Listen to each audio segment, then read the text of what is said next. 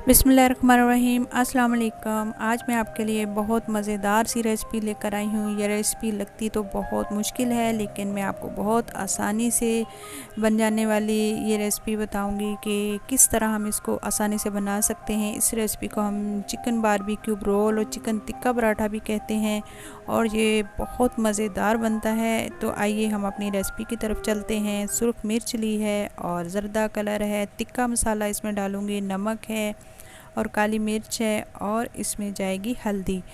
1 cup दही लिया है और इसमें मैं ये सारे स्पाइसेस डाल दूँगी जितना आप पसंद करते हैं अपने टेस्ट के हिसाब से। तीखा पसंद करते हैं तो ज़्यादा डालें। मैं 1-1 टीस्पून सारी चीज़ें डालूँगी। इसमें हल्दी मैंने सिर्फ आधा टीस्पून लिया है और अब इसको बहुत अच्छे से मिक्स करूँगी।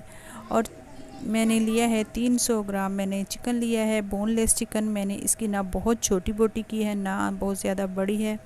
तो मैं इसको इसमें 1 घंटे के लिए इसको मैरिनेट करके रख दूँगी।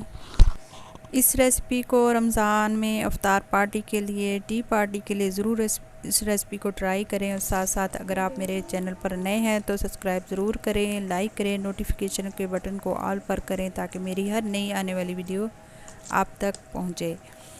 तो ये बहुत ज़बरदस्त रेसिपी बनती है। तो देखिए 1 घंटा हो गया मुझे रखे हुए। थोड़ा सा ऑयल लूँगी, उसमें मैं डाल दूँगी चिकन डाल के। अब इसको मैं रखूँगी तकरीबन 10-15 मिनट के लिए, क्योंकि थोड़ी सी बड़ी बोटी है तो ये अच्छी तरीके से गल जानी चाहिए। हल्की आंच पे मैं इसी तरह इसको रख दूँगी, क्योंकि दही अपना पानी छोड़ देगा और चिकन भी अपना पानी छोड़ देगा, इसलिए ये इसी में कुक हो जाएंगी।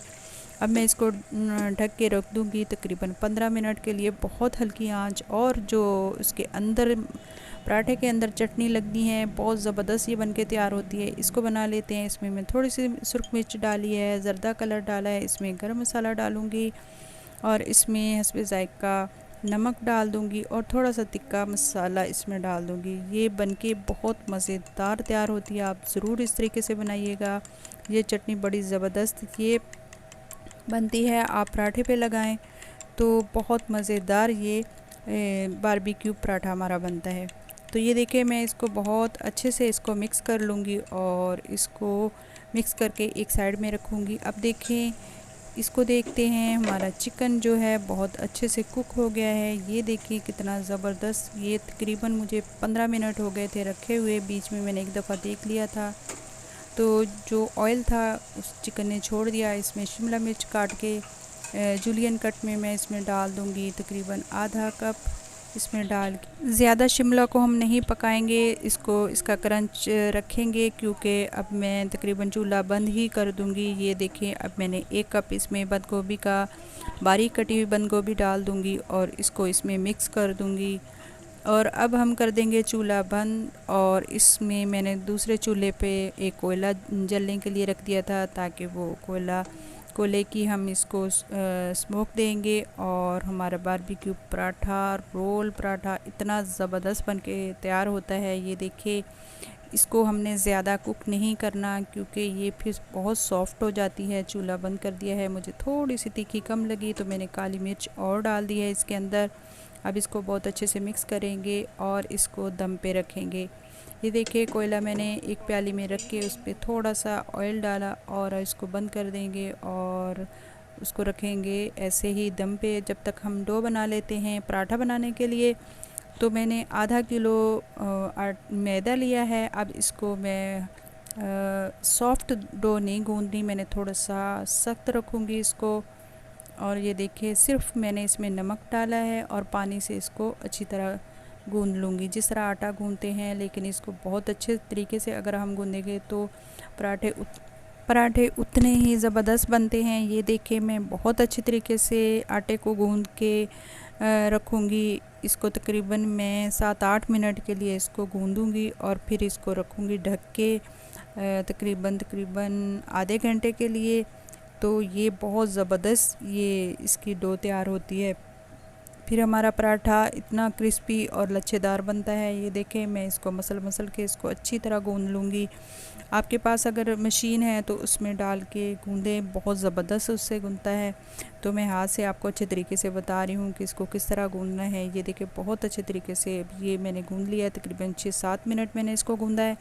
और अब इसको गीला कपड़ा रख के ऊपर रुमाल दे दूँगी गीला करके।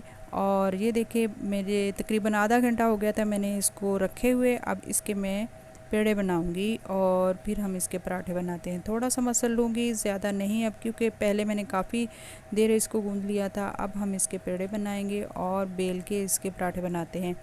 ये देखिए, मैंने पेड़े बना के रख दिए थे। अब इसको बेल लेंगे और क्योंकि आटा सख्त था इसलिए मैंने सारे एक दफ़ा ही बेल के रखे हैं। अब इसके अंदर घी लगाएंगे। इसमें कोई मैंने कॉर्नफ्लोर या फिर आटा वगैरह मैदा नहीं डाला। अब मैं घी लगा के उसके ऊपर मैं मैदा डस्ट कर दूंगी। और ये देखिए, इस तरह हम रोल कर करके इसके बिल्कुल इस तरह पराठे बना लेंगे। ये देखिए कितनी आसानी से ये इस तरह पराठा बन जाता है, इसका पेड़ा। और ये बहुत ज़बरदस्त तरीके से आम जैसे आप पराठा बनाते हैं वो भी इसी तरह बनाया करें। बहुत क्रिस्पी बनता है और लच्छेदार पराठा बनता है। इसमें मैदा डस्ट करूँगी और इसको एक कट लगा के फिर ऐसे फ़ोल्ड करते जाएंगे और फ़ोल्ड करके फिर हम वहीं से दबा के इसका पेड़ा बना लेंगे।